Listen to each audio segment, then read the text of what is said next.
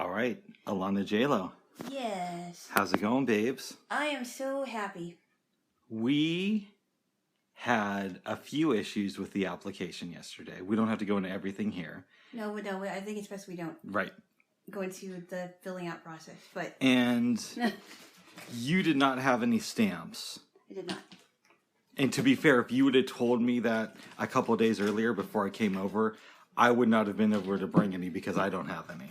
Okay. But sometime yesterday, we just finally broke down and realized that there was going to have to be a walk to the post office. What are you getting into, babes? No, I was just putting some bottles away in my thing. Oh. Okay. And last night, I was very trepidatious about walking there because, one, I know how to get to my local post office, but I've never been to yours, at least not that I can remember. I don't think so. Not with you, at least. Maybe several years ago. Yeah. And two, this isn't really the best neighborhood. Yeah. So I was a little bit worried about maybe running into some crazy people. Yeah. But we got there. I mean, we got a little bit turned around, but nothing too bad. No, we were... I don't believe we were too far off because I remember going there once a few months ago with my mom. Mm-hmm. Because... Yeah, this was like in November, because I had to put something in the post office box. So I kind of vaguely recognized that area, but I didn't think we were that too far off.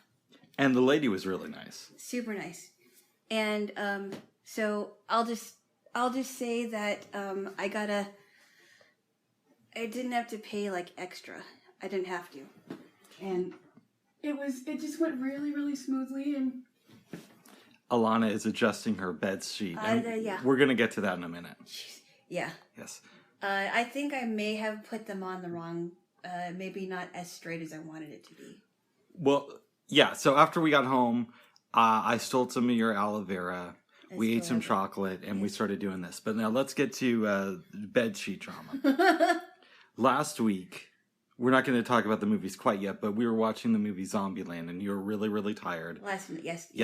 Did I say last week? I did. It's last night. Damn it. Anyways. That's okay. That's why I'm here. By the time this comes out, it'll be last week, but technically for us, it was last night. Yeah. Anyways, you were kind of falling asleep, so you went to bed at maybe 9:45. Yeah, like close to 10, somewhere around there. No, it was about 9:45. Yeah. I stayed up until maybe 11:15, just kind of playing with my phone and whatnot. Yeah. And I noticed that your bed sheet on my side of the bed kept like popping off. Yeah. And I was like trying to put it back on without waking you up, which is difficult. So then we got up super early this morning. I told you about it and you said, oh yeah, that happens. And you tried to put it back on and it was kind of popping off again. So what I have done... there are times where sometimes I have to get everything off the bed and take the sheets off, which I hope I don't have to do that right today, but I've done that. I've done that before you got over here, and I was trying to fix it to where because usually it doesn't come off. It usually does not come off, but I hope I don't have to like strip the bed and then remake it. Because I can do that. I just don't want to go through the hassle of doing it. But. Yeah, and when you were adjusting it this morning, I was telling you my method, which is I buy bed sheets that are one size too big so that they'll easily like fit. Uh-huh. For example, I have a full-size bed, so I have queen size bed sheets. And you have a queen size bed, so I asked you if you wanted me to order you some king size bed sheets. I will think about it. Now, admittedly, that's probably lazy and not what most people would recommend. But preferably, I would like you to order me some extra queen size bed sheets. But why is that okay? Because I have a queen size bed. But why do you want me to order them for you if they're just going to be? But you said you were going. No, I said I'd order you some king size bed sheets. All right, I'll order. I may order me some extra sheets anyway. I need to. I already got your Valentine's present, but maybe for your birthday. I'll get you some bed sheets. I don't know if I want that as a birthday present. I could just easily get it myself, but anyway. Well, one of the interesting aspects of doing the application is I got brief access to your financial records because you had to tell me everything, so I know how much money. No, but you said you were going to forget it. I'm going to forget the account number and all that stuff. But I never gave you any numbers. Yes, you did.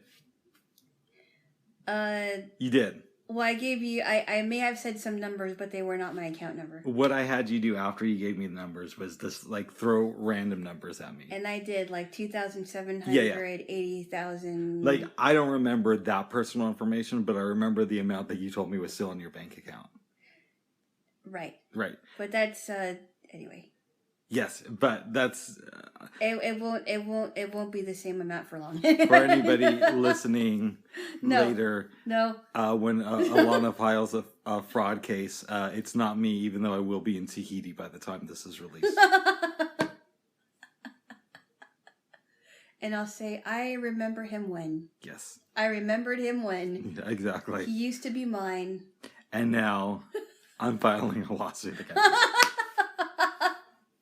And then maybe later on we'll be able to give lectures together. We'll get to that. Did I ever tell you the story about the time my ex-roommate accused me of stealing his credit card information? Oh no, you didn't tell me this. This was like amongst the other stuff that he accused you of? Yeah, this was and no offense to you, but it was a super right-wing roommate that I had back in the early 2000s when I was living in California. He seems like he's no offense if I say this, yes. But I guess it doesn't matter because he's not in your life anymore. Yes. It sounds, if he's really a right-wing person, he's pretty phony from what you told me. Yeah, so anyways, one night he wanted me to use his credit card to get some money out of the bank for him, right?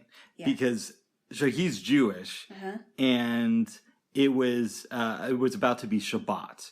Oh. So he can't handle money. Oh, right. He asked me to get use his credit card to get some money out of the ATM. Yes. So I had to write down his information, which he gave me. Yes. As he's kicking me out of the apartment, he tells me that he threw all my notebooks away because he found his credit card information in his notebook. And you forgot that you gave it to him. Yeah, of course. Or he gave it to you. Of course. Conveniently forgot. Looking for someone to blame. Exactly. What a phony. Exactly. Anyways. I can say that. He probably won't be listening to this. Even if he is. Phony. You're a phony ballono. Phony baloney. Tony the phony baloney, the tiger. After we saw that movie. Be honest with me. Yes. I know Married to the Mob wasn't your favorite film. No, it wasn't. But now that a little bit of time has passed, has it grown on you slightly? Slightly. I would give it maybe not a strong 7, but maybe a 7, but not as strong. Okay, I say a 7 means good, and a strong 7 means pretty good. That's what's your take? Well, it's not my favorite one. Okay, maybe I should give it a lesser score, and it's slightly under a 7. Okay, so it's like a 6.5. Yeah, it's 6.5. So it's slightly under a 7 because it really wasn't my favorite movie, and it was kind of dated. It was dated. The music was good, but I will say that.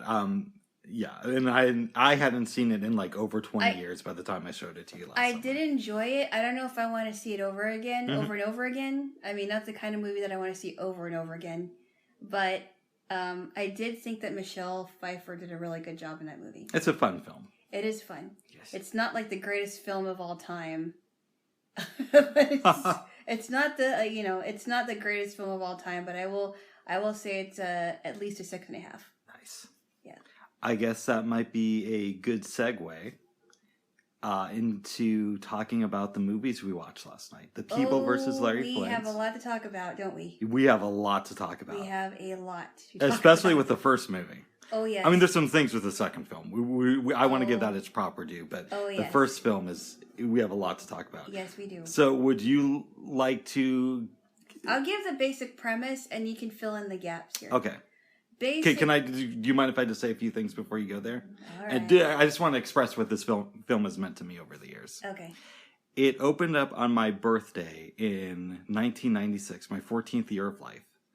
I did not see it then because it only opened in select cities. Mm-hmm. And as you know, I was already a Woody Harrelson fan from Cheers and some of his other projects. Yes. And as a teenager, I was really into the idea of censorship and how it was spreading through our country, but it had always been a thing that had come up. It's been an ongoing battle. Yeah, and it's not just in this country. People like to play it off like it's just Ronald Reagan and the moral majority, but it happens on the left even back then, and it happens in other countries. But we're Americans, so we focus on it here. Right. Right. And so I was really interested in seeing the film. I talked my mom into taking me to it. She didn't want to see it. I watched it and I was blown away. I saw it 3 more times in the theater with different people. This is one of those movies I took people to see it different times I went because I wanted people to know about this film. And it was one of those films that has always stuck with me throughout the years. Sorry, I just wanted to tell my relationship with it. Okay. But you give the overview. Basically, in the beginning, it shows Larry Flint with his brother Jimmy, and they're if I remember correctly, they had like a little business giving alcohol to older people, right? Yeah, they were making moonshine. They were making moonshine, okay. And apparently they were really good at it, or they got very good at it, and they were only like 9 or 10 when they were doing this. Something like that. Something like that, right? Mm-hmm. And the old man said, "Very good, very, very good." Anyway, so they're going throughout their life. Their dad was it was implied that their dad was a major alcoholic. Is that right? That was the implication. We don't really know much about their dad. We see him in one other scene, but by then he's much older. Right. You don't really see the dad or the mom until like later on in the movie. And even then, it's like 1 or 2 scenes of them. So basically, Larry Flint liked women very much. He would go to the strip clubs and watch them dance. Well, it's more than that. He owned a couple strip clubs. Am I giving the? Oh, sorry. Go ahead. Sorry. Don't worry, I'll get your turn. Okay. All right. Okay, so he owned strip clubs. Was interested in making a business out of that. He was interested in taking pictures of naked women in provocative poses. Hence the famous scene in there that we won't get into right now. Mm-hmm. Famous in my family. Right. So him and his brother, I know some scenes pass by, but I don't want to give too much away. Him and his brother start Hustler magazine, which is definitely raunchier than your average Playboy issue. It seems like is what has been implied, right? Well, yeah. In fact, at one point, Larry Flint is reading Playboy magazine at this get together. And he's saying this magazine sucks. It's only meant for sex for people who are, well off. And we want to do a sex magazine for the average man. For all men. Yes. Yeah. For all men that like it. So it's not typical, but it's definitely more of a men's magazine than was implied in Playboy. And so there's all everybody in this community is up in arms. Well, not everybody. Some people in the community are up in arms because these Hustler magazine issues were found in grocery stores in plain view. And this is where some people are saying, well, we can't have these in grocery stores because it's obscene and children can find them. And there's all these families shopping in grocery stores and they shouldn't be here. And so this is a story basically about him going to trial going to trial for obscenity laws. please fill in the gaps if you would. Yeah, so it focuses a lot on that, him having to defend himself. At one point, he's sentenced to 25 years in jail. They don't really cover it in the film, but it's implied that he appealed the case and got away with it. And by his side is his by his side is his dedicated wife Althea, who he meets, who has some problems of his own. I mean, she was a stripper when she met him. Yes, it's implied that she's underage too. And the only reason I say implied, it's made clear in the film, but I don't know if that's accurate to what really happened. It was implied that she was much younger than he was. Correct? Yeah. So and again, I say implied because this is where it gets a little bit difficult, because you're talking about a film that's based on a real life, and so some things are changed around and some things aren't. But in any event, they get together and he's doing his business.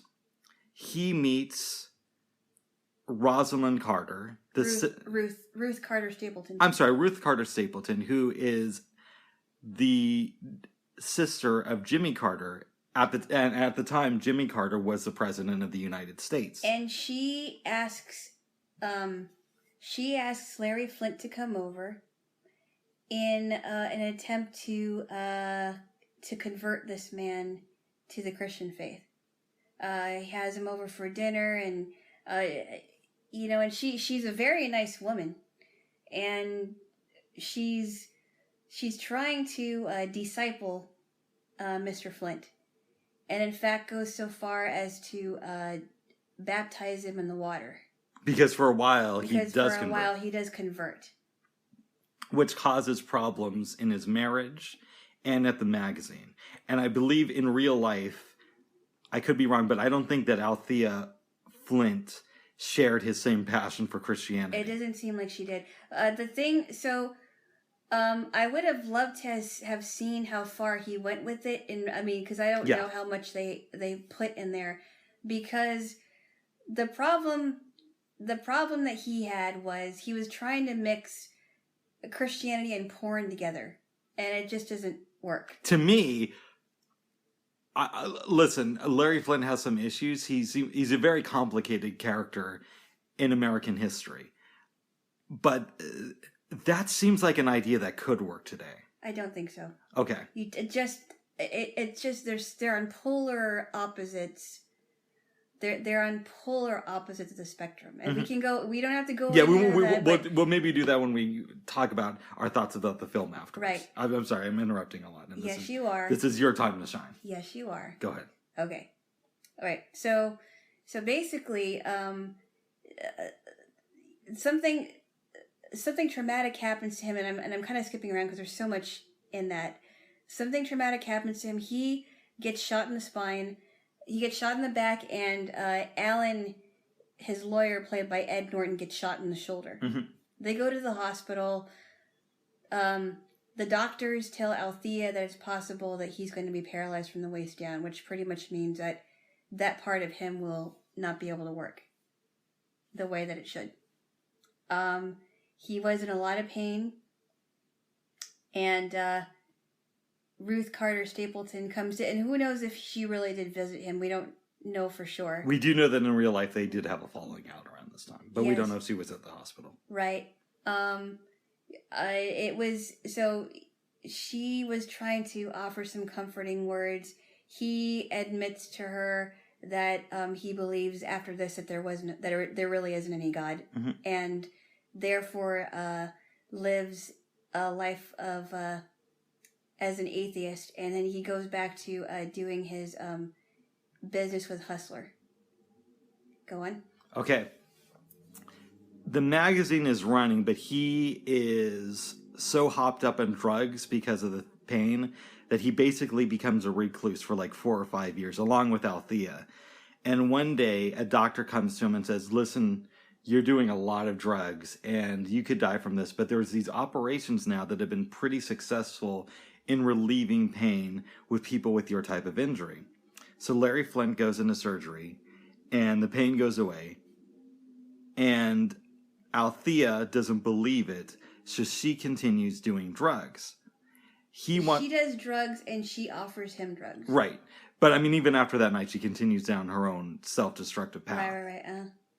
Right. He returns to the business of running Hustler magazine, but he's also involved with other areas around the First Amendment. So he got into it because of Hustler and nudity, that type of thing. Yeah. But Larry Flint, being the interesting figure in American history that he is, also brought down a car manufacturer in John DeLorean, or helped bring him down. Yeah, that's right, because that was a really funny scene. He had access to the tape that showed John DeLorean buying a suitcase of cocaine, gave it to CBS, and a judge wanted him to say who his source was.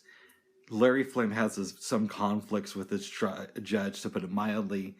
At one point, the judge says, okay, for every day you refuse to cooperate, this court is going to fine you $10,000. So Larry Flint has hookers deliver the money. Right. Which he also did in real life, too. And he eventually is sentenced to this medical-type prison for like 15 months. Yes. Lives in there. Like a psychiatric prison. Something like that, yeah. I believe it's in there that he finds out that Althea is dying from AIDS. Right, because she visits him, and she says, well, they say I'm sick, really, really sick, and I found out that I have AIDS, yes. Yeah. So it sounds like she's been doing some shooting up with heroin and, all that, or whatever it was she was shooting up. Mm-hmm. Alan, his lawyer, has gone through a lot with him. Not just from being shot, but he's also been kind of considered an embarrassment because of being associated with Larry for so long. Because he's been a spectacle. Larry's been a spectacle in court for a while now. Mm-hmm. And he hasn't been, like, answering questions. He hasn't been answering direct questions. He's throwing oranges at the judge, and he made a diaper out of the American flag. He made a diaper out of the American flag, and I mean stuff like that. I mean things, stupid things that you probably shouldn't be doing in court. I would not do any of this stuff in court. No, that's just not. And at one point, he wears a shirt that says "fuck this court" when he's in the courtroom. Yeah. I thought that was funny, but anyways. Althea comes to Ed Norton and basically says, you're like family to us. You know how Larry is. We need you. Yeah, that you are our lawyer. You'll always be our lawyer. And by this time, Larry's out of prison. And Althea is getting worse and worse. Yeah, he goes to see Ellen and he basically says, you're my friend. You're one of my best friends. I need you. Yes. So he's like, okay, I guess I'll do it. I'm back on the team. The John DeLorean case kind of goes away after this. Yeah, you don't hear much about it. And we have a new foe in the form of Jerry Falwell. Jerry Falwell. So this, it's funny. Yeah, so this story requires a little bit of context because they mentioned a beer ad in the movie, but unless you know the history, you won't really know what that means. I might be having the brand wrong, but I believe it was Budweiser. In the 1980s, you used to do these ads, and it was like, what was your first time? And it would make it sound salacious, like it was telling the first time. It was very subjective. Yeah, like it was like the first time you had sex, but it was really the first time you had a beer. A beer. And Hustler magazine decided to do a parody of that with Jerry Falwell, except instead of the first time he had a beer, it was the first time he had sex with his mom, and it was in an outhouse. Which is objectively kind of funny. Objectively kind of funny? I don't know. Which is subjectively. It's subjectively. You laughed though when we were watching the movie. Well, I was thinking how ridiculous it is, but I don't know that I would want to see it. No. But how ridiculous it sounds like. Wow. Anyway, but I mean, yeah. Anyway, go on. Althea is getting worse, and there's this great scene where she can barely move. She sits down in Larry's wheelchair, and he takes her to the bathroom. He's calling her doctor, and she drowns. Unbeknownst to Larry until he gets into the... Yeah, until he gets into there because the water is overflowing. Yeah. And I think the music was a little bit too much in that scene. That was really dramatic. But that was a really good scene. It was very sad. Really good scene. Because he goes into the water, and he's trying to revive her, and she's, like, still. Mm-hmm. Is she sitting... Do you remember if she was sitting up? No, she was in the bottom of the tub. Oh, okay. Now let's return to Falwell. He loses his liable case, but he wins on the ground of emotional distress. Right. Larry wants to take it to the Supreme Court.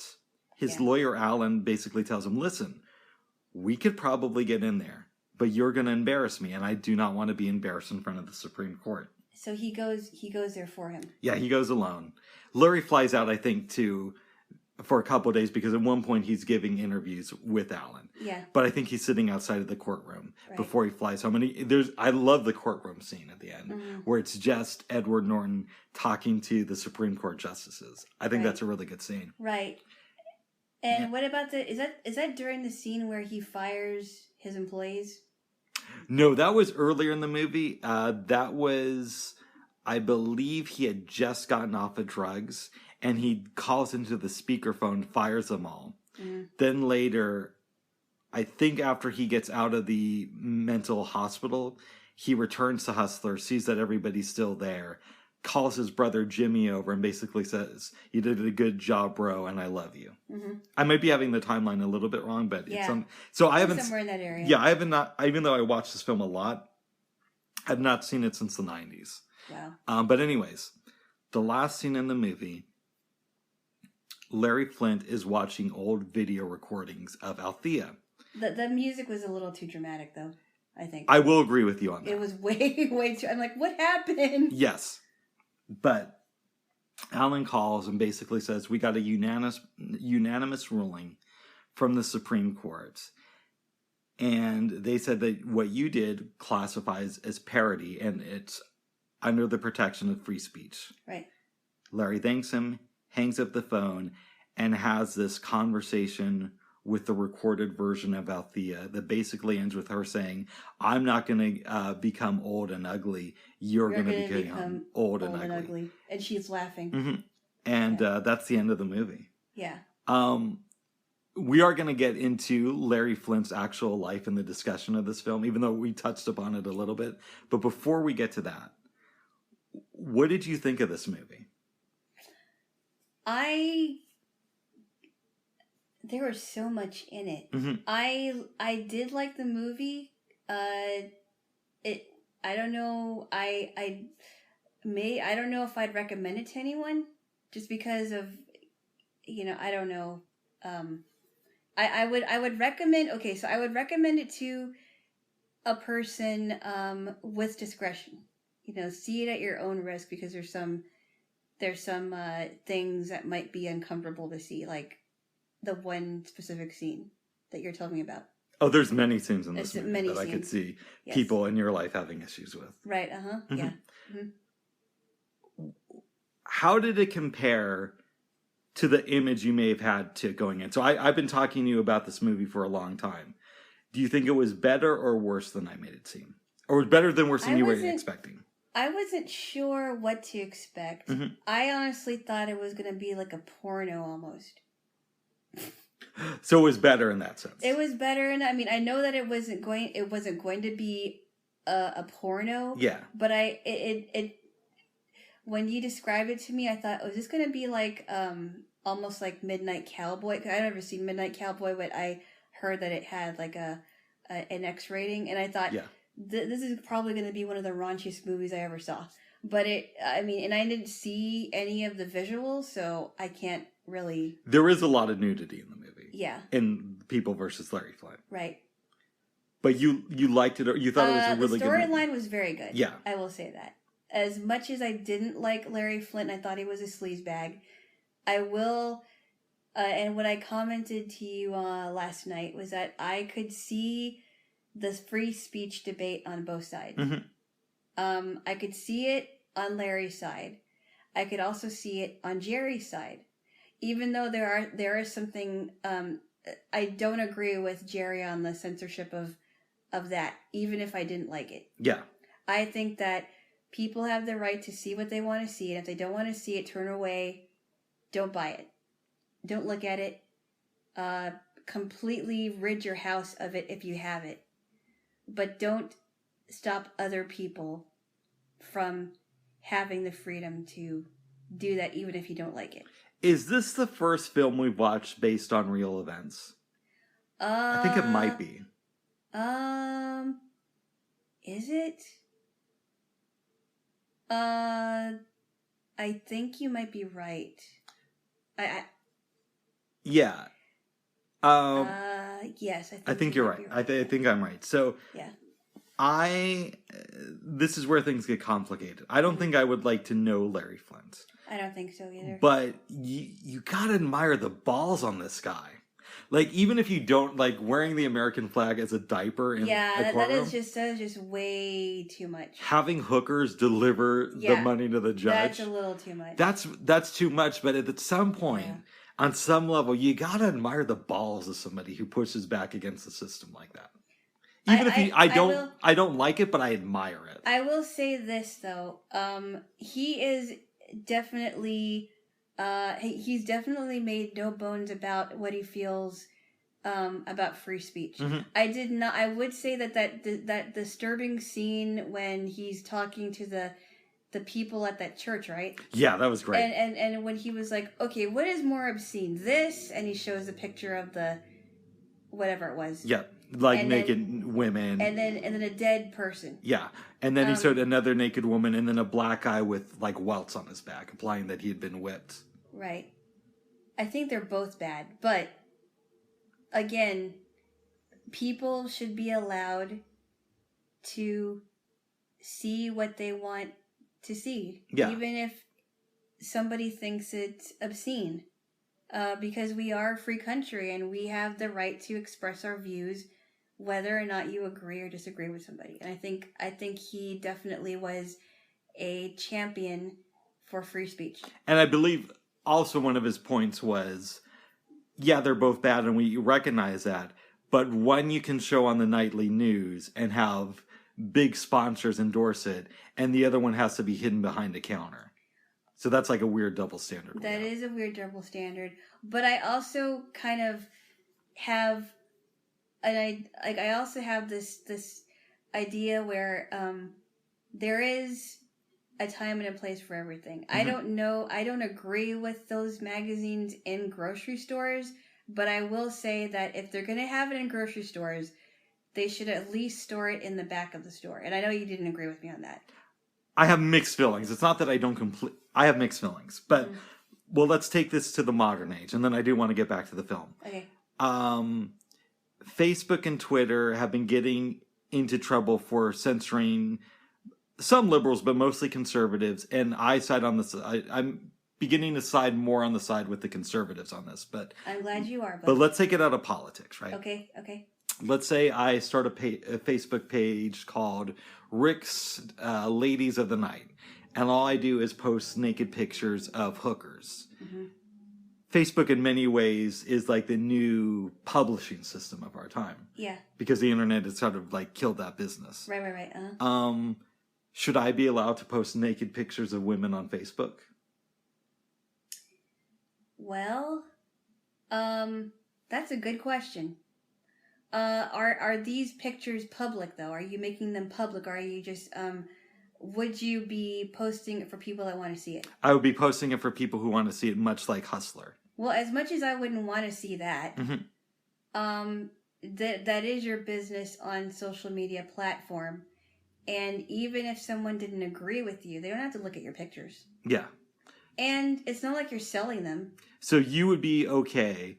I would be okay with what you want to post on your wall. Mm-hmm.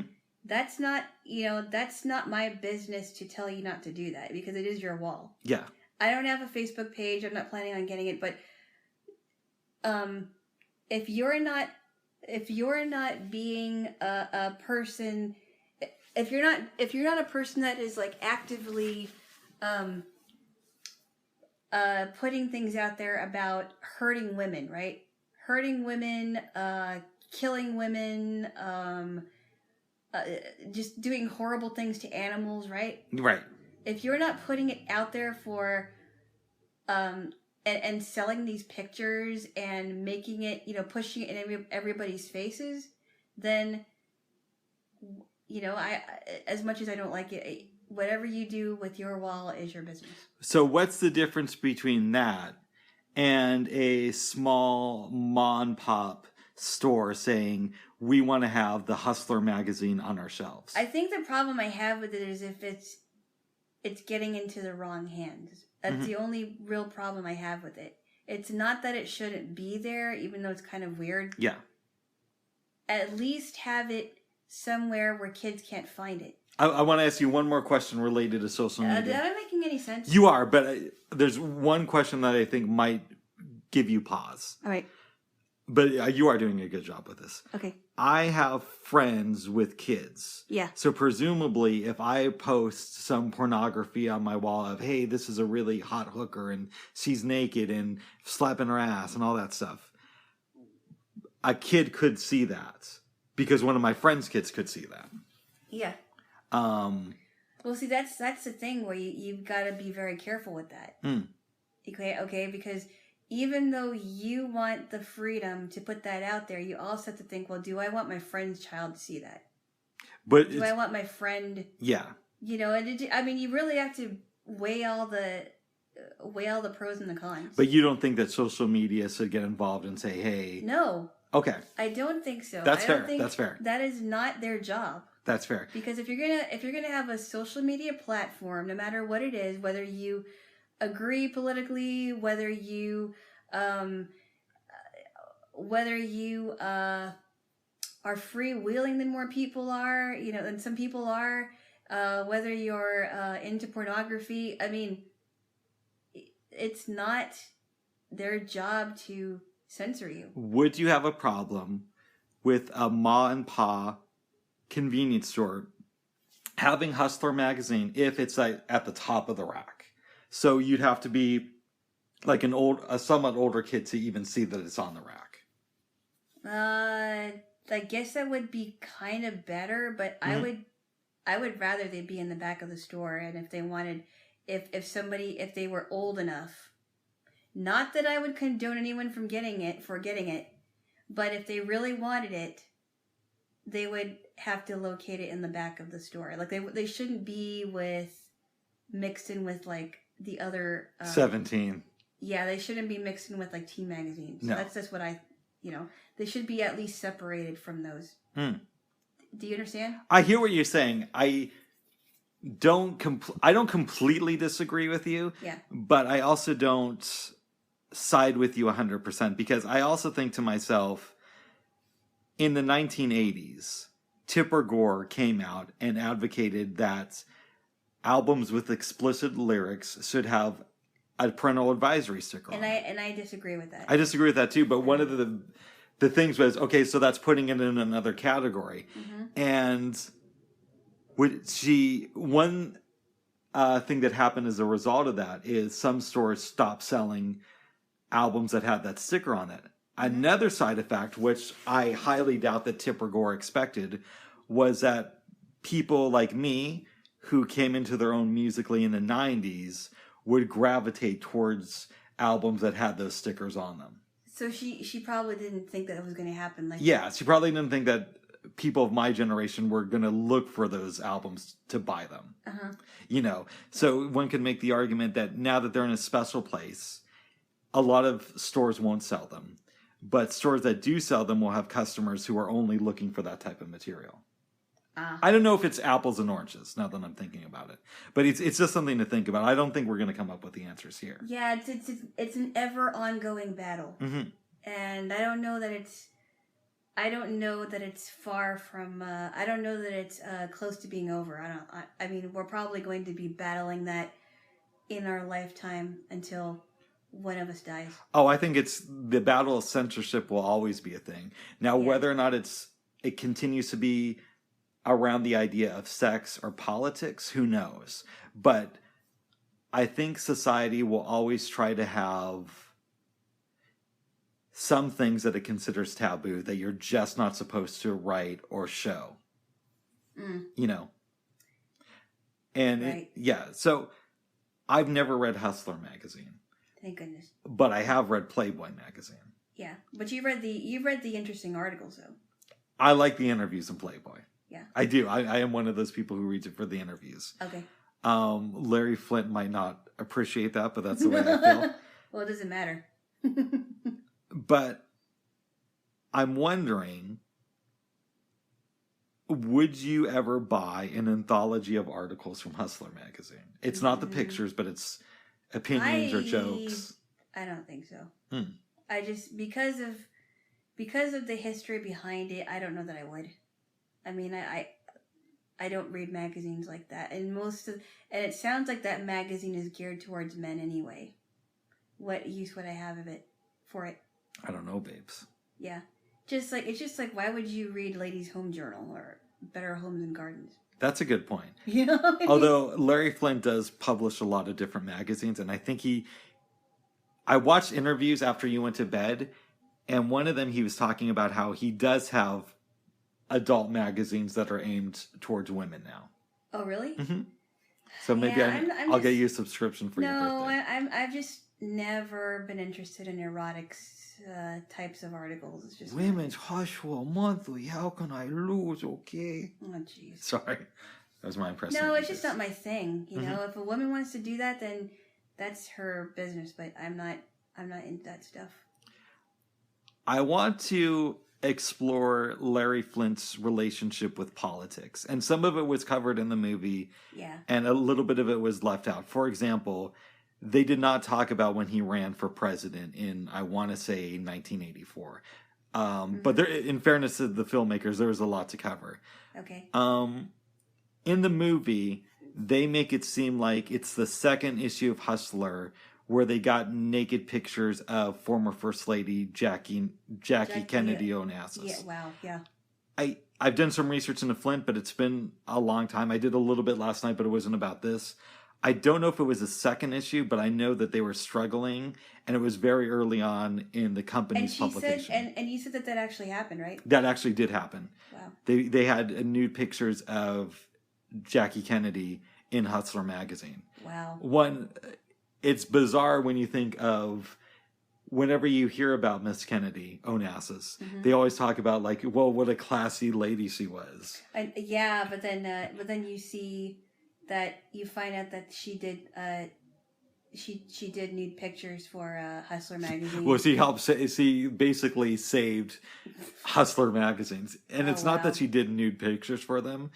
She married this rich guy named Aristotle Onassis after John Kennedy died. That's right, yes. And she was walking around nude on his private island, and some photographer took pictures of her and sold them to Larry Flint.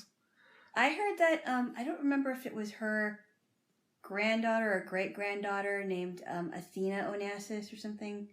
She was like one of the richest girls in the country or something. I can't remember. Okay. I think her name was Athena. Anyway, I digress. Yes. There's that. There's also the interesting aspect of Jimmy Carter was an evangelical. Yeah. I mean, he was different from what we consider the evangelical movement today. He was definitely different. Because he was like super lib. Yeah. But the point being, he was not only evangelical, he was the most powerful man in the world at that time. Right. When Larry Flint was on very good terms with his sister. Right. Right. Right. For that time, yes. I believe, they don't really touch on it in the film, that Larry Flint had major issues with Ronald Reagan and the moral majority that came about in the 1980s. They didn't really touch on that in the movie. They didn't touch on that, but then Jerry Falwell, and I think that's where Jerry Falwell came in, because I learned a little bit about the moral majority when I was taking my Christianity in America class in college, and there was mention of Jerry Falwell, and because he was like the head of that. Yeah. One of the big names in the moral majority, and I didn't exactly agree with it. And Charles Keating, who was, tied to the Republican Party of the 1980s, helped Jerry Falwell in his case against Larry Flint, and eventually ended up being taken down by the U.S. government. And you can do some research, but John McCain was involved in that whole scandal with Charles Keating, not with the Larry Flint stuff, but with Charles Keating. With Charles Keating. And Charles Keating was his lawyer. Charles Keating was helping Jerry Falwell. Right. Yeah, I don't know if he was his lawyer, but he was providing assistance. I honestly don't know a lot about Keating, and I should know more. So yeah, so I thought that's quite interesting. So it's like he has all these different connections to politics. And so I'm wondering, even though he never held public office, what do you think of Larry Flint's influence on politics, or his views on it, I guess? I'm not too. I don't know much about Larry Flint as far as a political figure. You probably know more than I do. Okay, what was your question again? What do you think? What do you think? How do you think about how he has influenced politics, and how politics may have influenced his life? I guess that's a better way. Okay. Yeah, I think he definitely has a big influence on politics. Very, very much so. Didn't you say he ran as a libertarian? And I never quite understood the libertarian position. I'm pretty sure he ran on the libertarian ticket. I could be wrong, but it was some third party like that. Okay. Yeah, he definitely had a big impact on politics because of the, talking about the censorship and obscenity laws and how that was viewed viewed around that time. Interesting. But it's also, he had the ear of the sister of the President of the United States for a while. Yes, he did. And it's really interesting to think of this pornographer, having the ear of this evangelical Christian. Right, and then here's and we'll talk about what happened in the postscript. Yes. But it's so interesting because Jerry Falwell, the most one of the most influential person in the moral majority, and Larry Flint, who had one of the raunchiest magazines out there, going to battle in court because of him making a mockery of Jerry Falwell, and Jerry Falwell having the side of that pornography should be outlawed. It's there's an interesting what's the word? Is it relationship or dichotomy, duality? Yeah, it's like an interesting dichotomy of sides there. No doubt. Yeah, so it really makes for good discussions, I think. There's so much I want to say. Let's go to John DeLorean for a minute. Okay. I don't know much about John DeLorean. Okay, so the thing I knew him for best as a kid. You've seen the Back to the Future movies, obviously. The cars, yes. And the car is... We're DeLoreans. The time travel were DeLoreans. Yes. And so the way I understand it is DeLorean were these... I could be having the story a little bit wrong, but they were these these high-end cars that were really, really cool. DeLorean runs the company, then gets caught with cocaine, and is exposed in no small part due to Larry Flint's. Right. So it's not just that he goes after these sleazy politicians or evangelical preachers. But he goes after car salesmen. He goes after, I would phrase it more like other makers. Businessmen.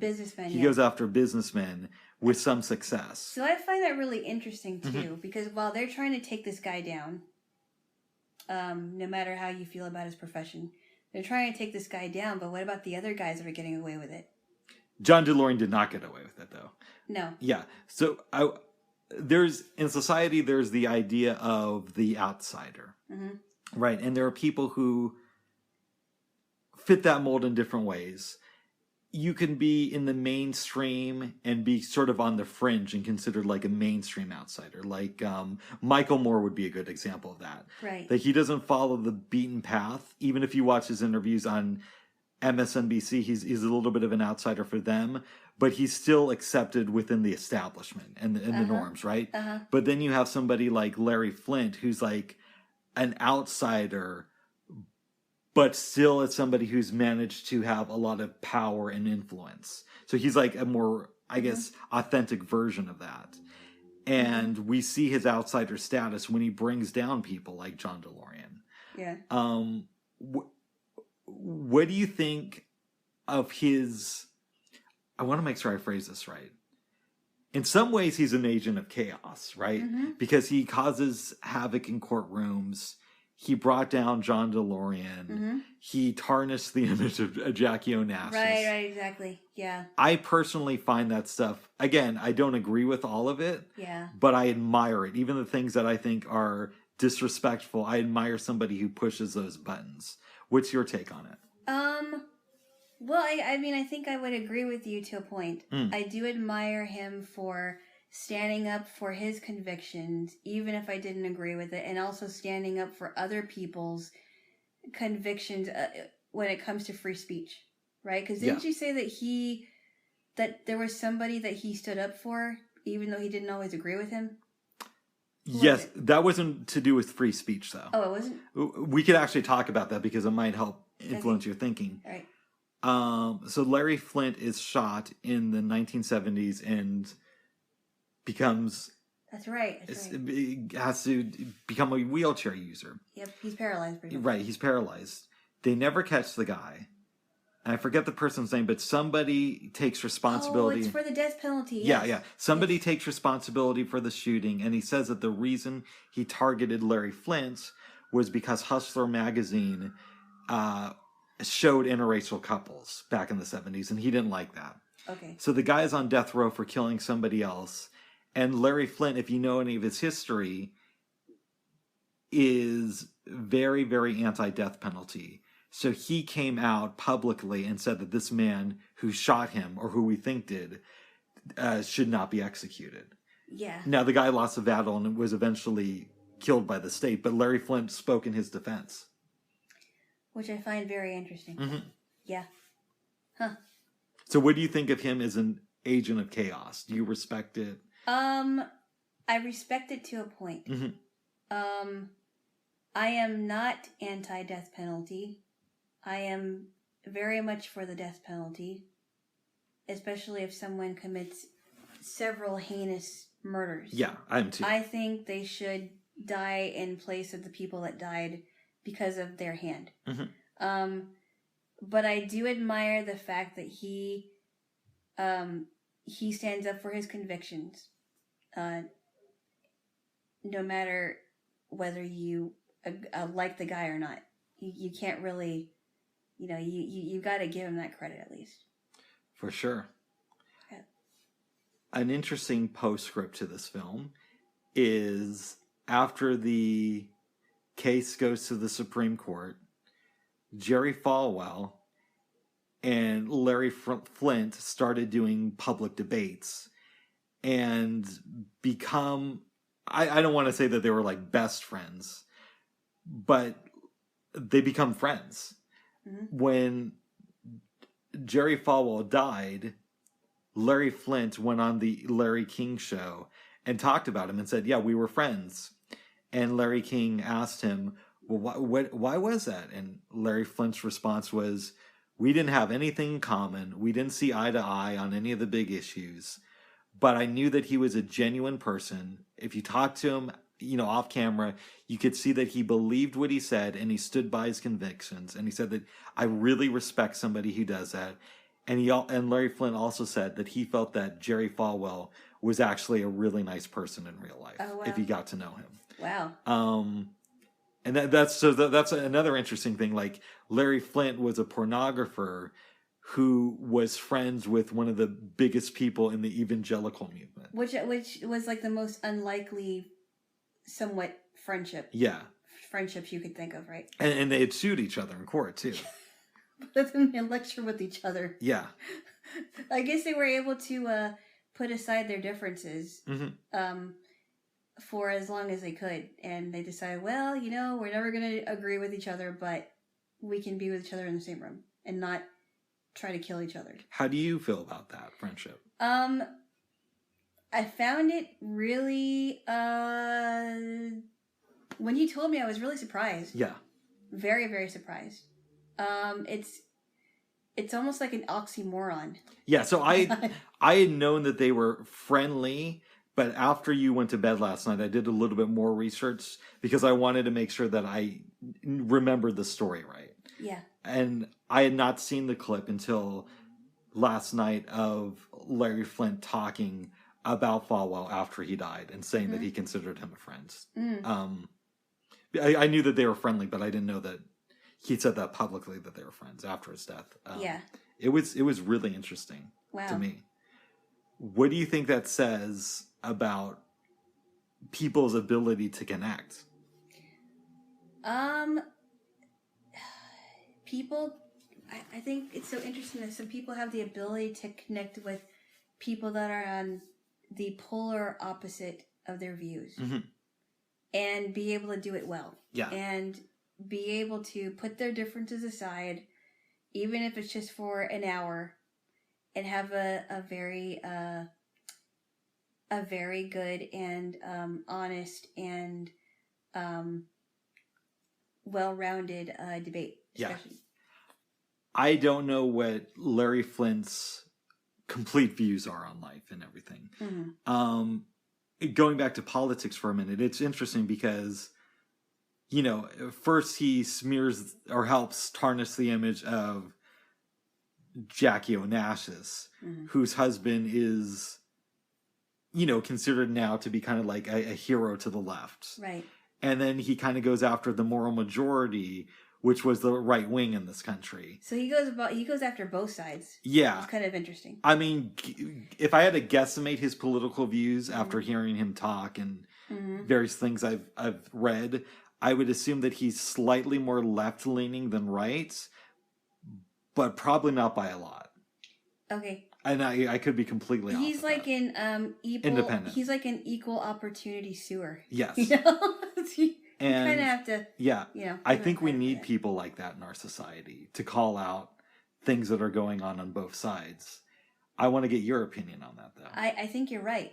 He will defend people who need defending and will call out people who will need to be called out. Yeah. I mean, I've done that before, where we may not have agreed, but I will defend someone if even if they were not on the same page with me, spiritual or otherwise, I will defend someone if another person, if they are being mistreated. I mean, I think that shows that he's really got heart. Yeah. Yeah. Seeing this movie again as an older person makes me want to read more about his life. You know. Yeah. Yeah. Very interesting. Very interesting, yeah. And he's still doing it. Is he still alive? He's still alive. He's in his 70s. Really? And yeah, I told you that I saw an interview with him from 6 years ago. And his daughter, one of his kids, works for Hustler or Larry Flint Publications. And she was asked, has your dad ever gone too far? Her response was, I thought it was in bad taste when he offered Casey Anthony $500,000 to pose naked for the magazine. Yeah, that... can I just say this for the record? Go ahead. I think she should have been in prison. I think she should have either been in prison for life or had the death penalty. Yeah, but this goes out to back to my point about Larry Flint kind of being like an agent of chaos. Yeah, because most people would not do that. I would agree with that. Yeah, he just likes to push the envelope. Yeah, and the type of people I hang around with. Oh, do I ever? You know my taste in entertainment. Like I love hip hop. I listen to things that a lot of people would consider controversial as far as podcasts and radio programs, or I read books that are a little bit out there. So I think that's why I gravitate toward him a little bit, because he is so good at pushing and he's the a big boundaries. Personality. Yes. And you told me that you like people with big personality. I do. I bet Larry Flint would be a fun person to spend an evening with. I would have so many questions about life. You know, Bubs, if I were to ever meet Woody Harrelson... Go ahead. Not that it would ever happen. Yeah. But if I ever had to meet Woody... Ever got a chance to meet Woody Harrelson, I would love to ask him about if he enjoyed making The People versus Larry Flint and playing Larry Flint, this larger-than-life character. Oh, yeah. You would be better at that than me because I would be like a little fangirl around Woody Harrelson. I mean, you could probably imagine how I would be. I'd be No, like, I mean, oh, where do I start? I mean, I would too. Yeah. But I mean, if I like for example, like I just recently started thinking about this in watching movies with you. Uh-huh. If I ever had a chance to meet these stars, what would it be like if I said, "Hey, what were you thinking about when you had to film that?" Yeah. Like in Fame with the Coco scene with that where she's crying with the guy. Right. Yeah. Like I was thinking, were you frightened when you had to film that, or did you wanted to make it your own scene? You know, because I always I probably would be starstruck if they were like somebody that I really admired for sure. But you know, once I calmed down, I would really want to ask them. Well, so when you were doing this scene, what did you think, or how did you think about this? What did you think about this character going into it? Yeah. I think it would be so interesting to find out what they said. It would be. Yeah, but I understand why you would be starstruck. Well, not with everybody, but with Woody Harrelson, especially since his politics kind of align with mine, so which is kind of cool. But you look at all the iconic roles. I mean, there's Cheers alone, right? But outside of that, just like the movies, Kingpin, People versus Larry Flint, I thought was one of the most underrated movies of the 90s. So many other films that I don't know if I could be around him and not look like a little girl, just like fawning over somebody. Oh. Yes. Well, do you have anything else you want to say about this movie? No. But there's so many things to take away from it, I will say. One last question. Are you glad that you've watched it now? Yes, I am. Because I've heard about it before, and I wasn't too sure if I wanted to watch it because every time I hear things about obscenities, like somebody was being sued for obscenity, and I'm like, oh, this has got to be the raunchiest thing ever. And you know, I'm not a person that likes to watch a lot of, you know, raunchy stuff. It's not my thing. But I'm glad I'm glad I was able to watch it. And I did think that the storyline was well done. I mean, he definitely is a complicated guy. Yeah. Yeah. Very complex. All I'm going to say is I believe this is a great, underrated movie. I think people should watch it. And I am going to make somewhat of an effort to read up a little bit more on Larry Flint and, you know, learn more about somebody who is still here. And who has really been a bizarre figure in our nation's history.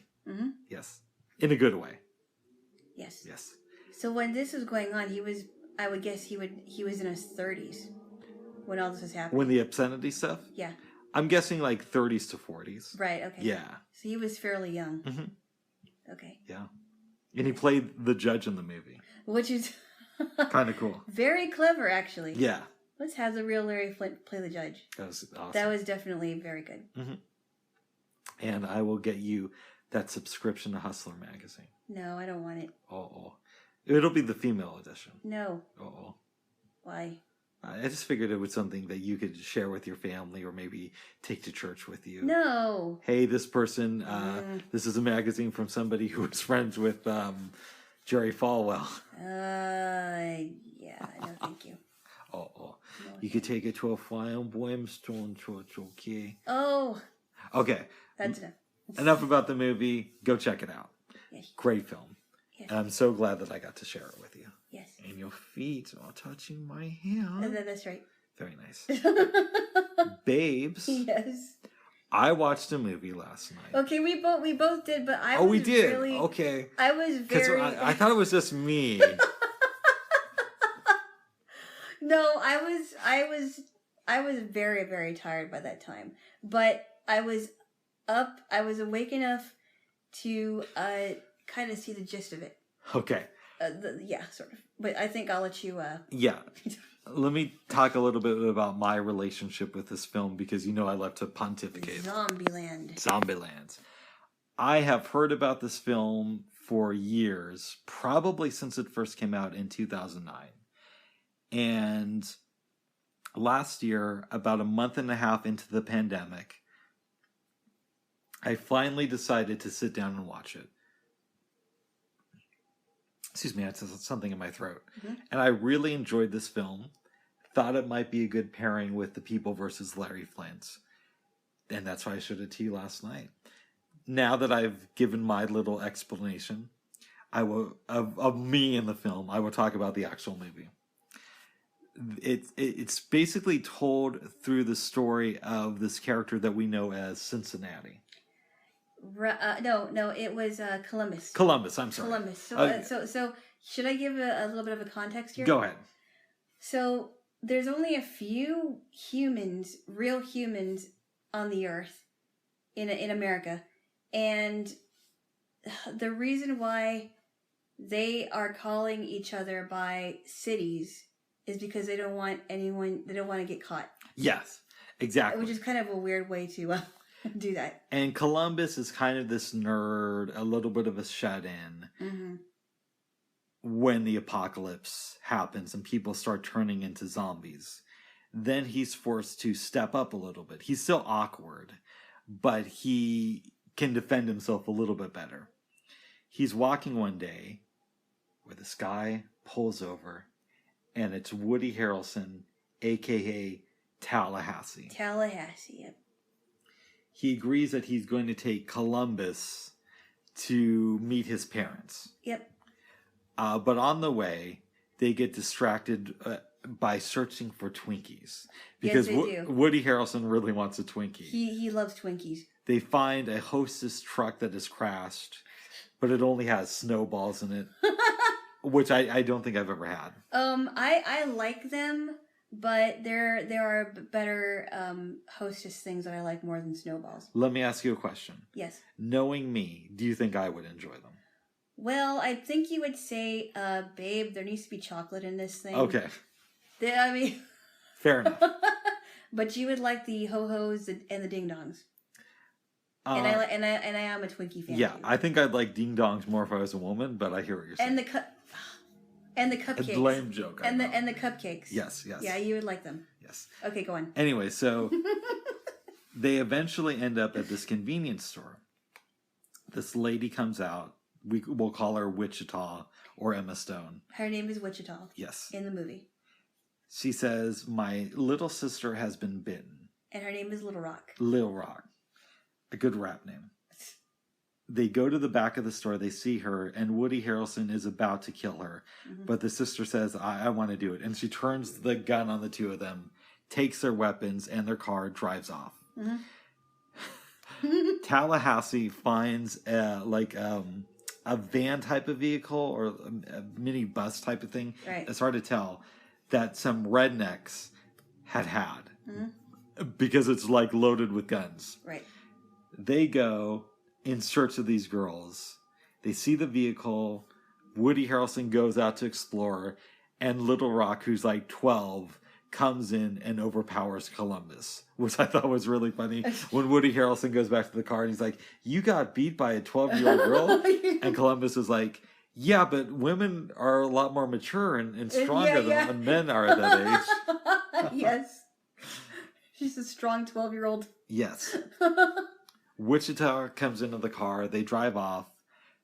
The two girls are headed to this amusement park in Los Angeles. Pacific Playland, which does not really exist. No, but they couldn't use Disney. But they couldn't use it. They weren't going to allow. Right. Pacific Playland. They were on their way. Yeah. They get to Hollywood.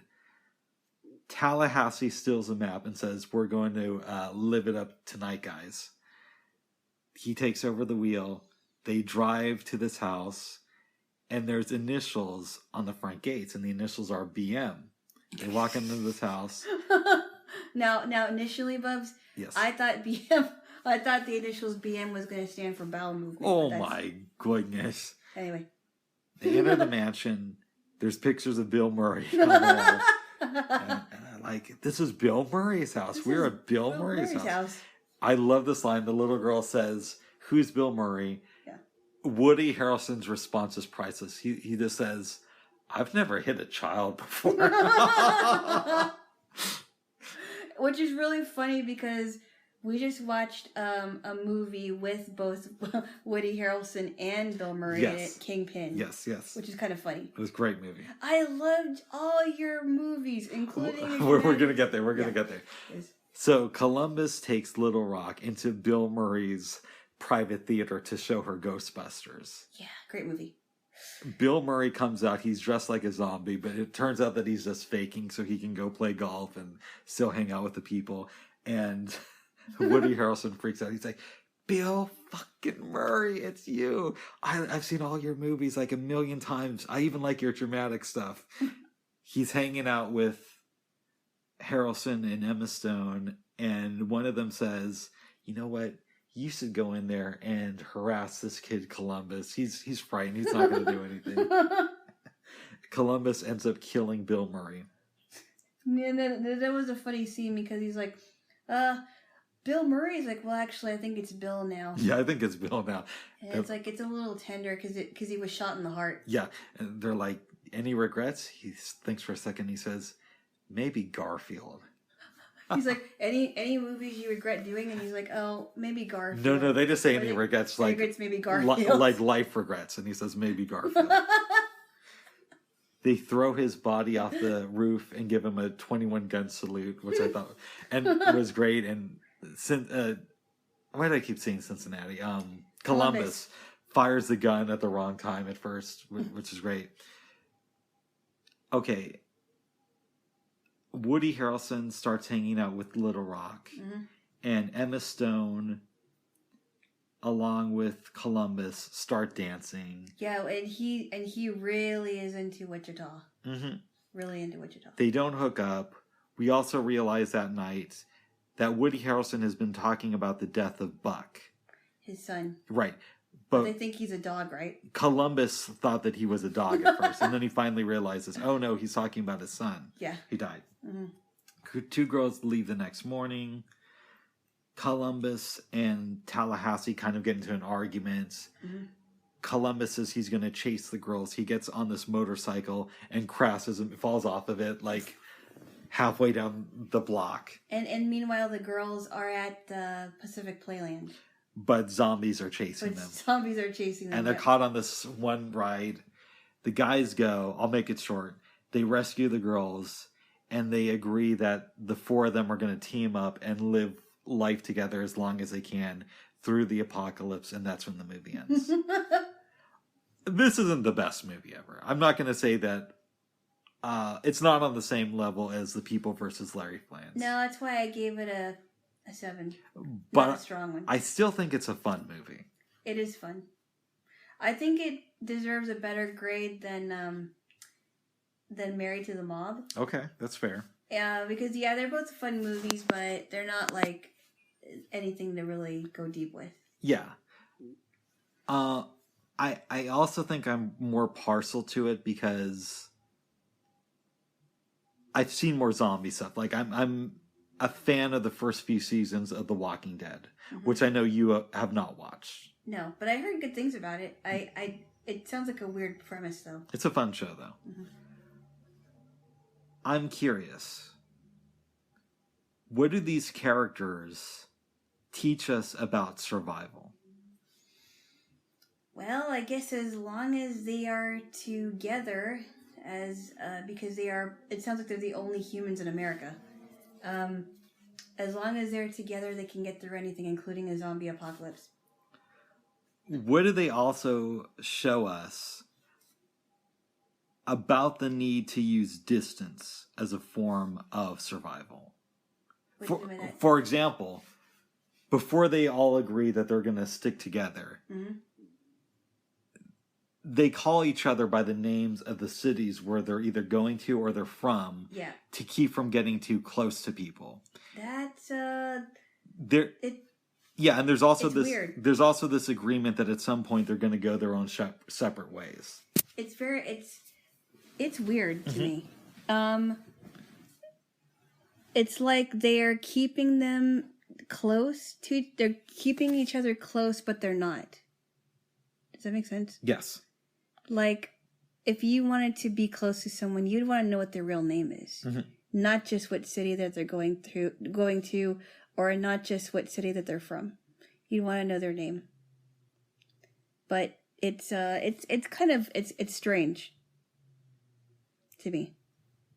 What does this film teach us about building your own family versus being stuck with the one you were born into? I think, well, and it goes back to the concept of survival, right? Mm-hmm. Maybe you don't get along with your family during that time, but you got to work with what you got. As far as, we don't even know about their families at all. We know that Wichita and Little Rock are sisters. That's all we know about them. And we know that Woody Harrelson's son died, presumably because of the zombies. Right. And Columbus had parents who were kind of shut-ins like him. Right. Well, I think it goes back to survival. Like if you can't be with your family at the moment, you kind of have to find other people to stick with until that happens. You're very close to your family. I am. And I'm kind of hit and miss with that. Yeah. Right? But in some ways, I look at some of the friends I have in my life and, usual suspects of characters who you know. Right. Like they're my family in a way. Mm-hmm. Mm-hmm. I don't have a brother, but I have friends who I consider they're like my brothers. And there's nothing wrong with that. Yes. Yes. And so I relate to the end of this movie where Columbus says something to the effect of course I say that and then I can't remember the quote, but he's talking about how this is the family I'm in now. Right. This may not have been the family I was expecting to be a part of, but they're my family. But they're my family, yeah. Yeah. Yeah. And that's the way I feel about a lot of my friends. Right, right. And I understand that. Mm-hmm. I understand that, yeah. Do you have any friends that you still consider to be as close to you as your own family? I think about, even if I haven't talked to some of them for a long time, whenever I have talked to, and I'm talking about friends that I've known way back. Yeah. Way back as far as childhood, that I've known for 30 plus years. Even if we haven't talked for a long time, every time I have communicated with at least one or two of them, it's almost like we just, pick up where we left off. And they've known my family for years. I've known their family for years.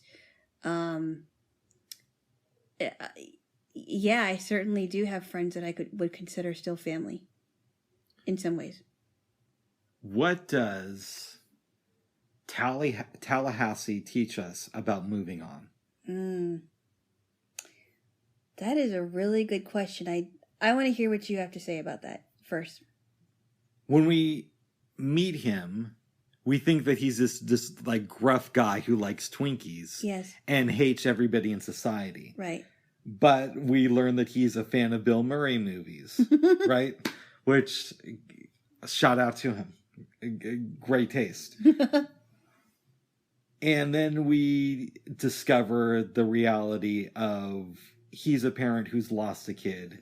Right. And I think the way he learned to deal with the society up until meeting these other characters is to try to play the role of the outlaw who's just going to be by himself and can't connect with anybody and is just going to be a hard ass. I think he was trying to do, that's what his plan was to just go on his way, do his own thing, not connect with people. But oftentimes, if you scratch the surface of people who want to be the outsiders, you realize that there's a sweet part of them. Uh-huh. Just like there was with Tallahassee. Oh, yeah. He was very gentle with that 12-year-old girl despite, threatening to hit her for not knowing who Bill Murray was. I've never hit a child before. Yeah. We see that there's a tenderness there. Yeah. That he's trying to cover up to deal with so many losses. Uh-huh. I think you're right. Because he lost his own son and now he has connected with the little girl. The son is the biggest loss, but we can also assume that other people in his life have died because of the zombie apocalypse. Right. Right. Mm-hmm. How do you think you would deal with something like that? I really can't say. I can imagine what I might do, but I don't know. Maybe I would be closed off. Maybe I would long for more connections with people. I would like to think that I would long for more connections with people, because I do love being around people. So I would not want to be closed off to where I could never open my heart to any friendship, any kind of relationship, whether it's romantic or not. Are you glad you've seen this movie? I am. I mean, this is the first time I've seen it. It's not the best movie that I think is out there, but I did enjoy it for what I was awake for. I have to admit that, because I really was tired last night. I really was. I know. I was there. Yeah. But the 5 minutes you saw were good. It wasn't 5 minutes. Okay. It was more than that. Okay, good. Well, I'm happy for you, babes. Mm. Is there anything else you want to say about this movie? No. It's definitely a weird movie. Yeah. And it will make you laugh. We got up around, 4:30 this morning? I think it was 5 something. Okay, and we were hanging in bed, talking. At one point, we both kind of agreed to take a nap, but I was the only one who did it. I did not. For some reason, I wasn't able to go to sleep. But I think it's also because I went to sleep super early. Normally, I wouldn't sleep before 10.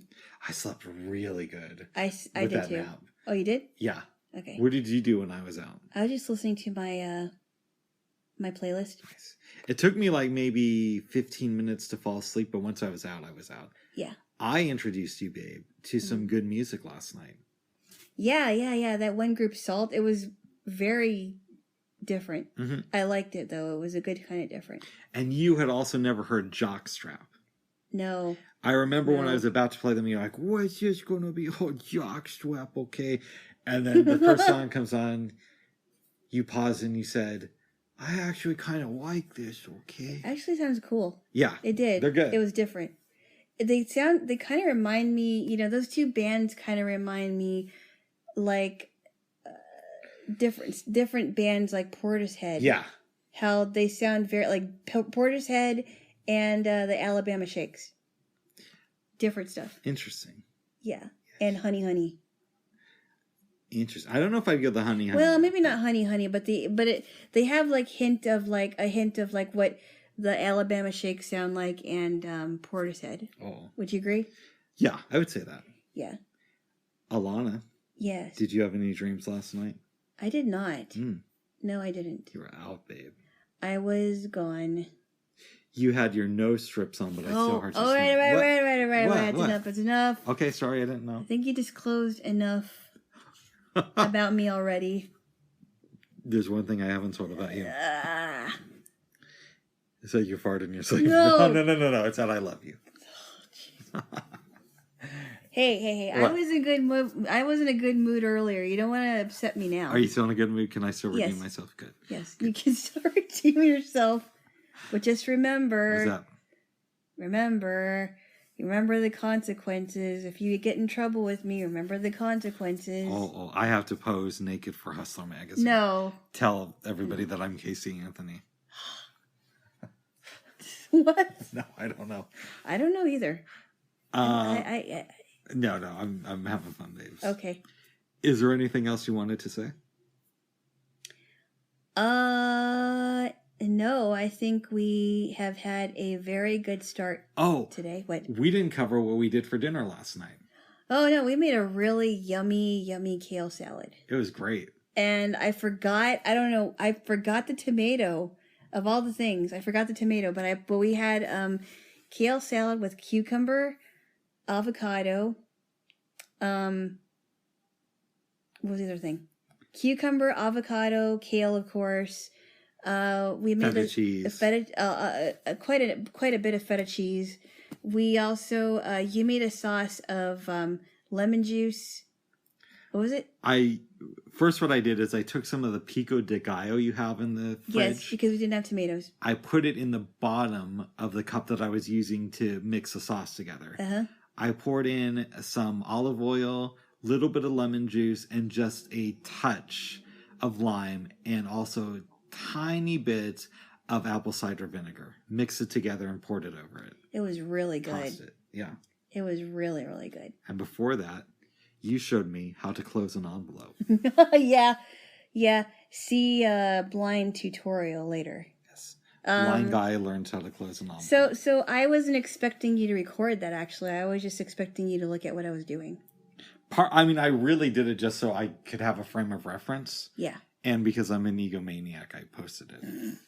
Well, did anybody else leave any comments about it besides that one person? My friend just said that it looked like we were having a fun time. Okay. And that he did not know how to close an envelope. He may have just been saying that part of it to be nice, but it made me feel good. Yeah. We were talking about the big envelopes. Obviously, I can close a little. Yeah, the ones with the prongs. Yeah. So I was very surprised that you didn't know that. I mean, I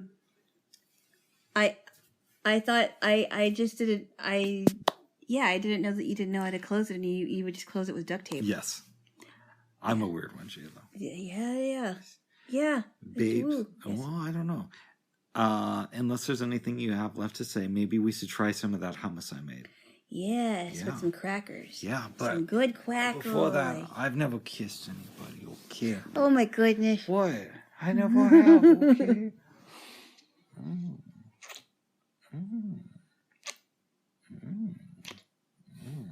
Jaylo. All right, that's enough, you. Is there anything else you want to say, babes?